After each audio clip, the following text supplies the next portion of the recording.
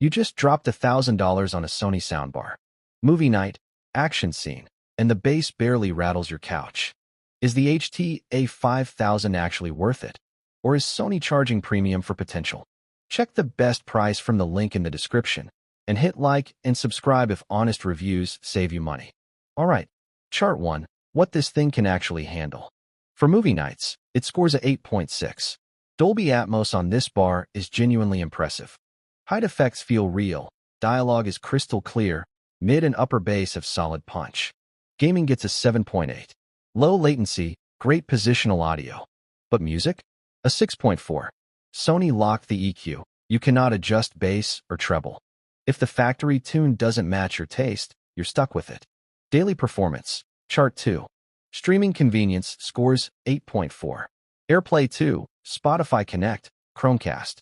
It covers everything without picking up your remote. Atmos immersion on a single bar? 8.1. Spacious, wide soundstage. Here's the honest part though.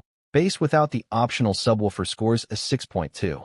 At high volume, some users reported distortion, and the deep rumble during action scenes simply isn't there until you spend more. User experience. Chart 3. Setup is clean.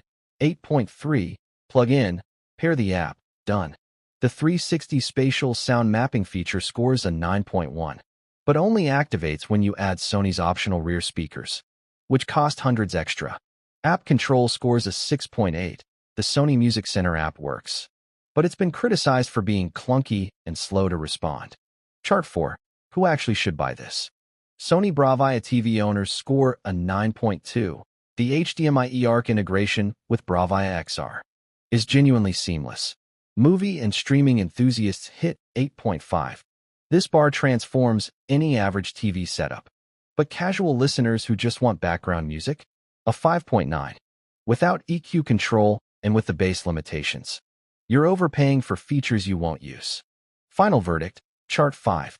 The HT-A5000 earns a 7.7 out of 10 overall. It's a stellar foundation that sounds great for movies right out of the box. But it's designed to grow, and Sony knows it. The full experience costs significantly more than the bar alone. Buy it if you're a home theater builder. Skip it if you want complete sound on day one.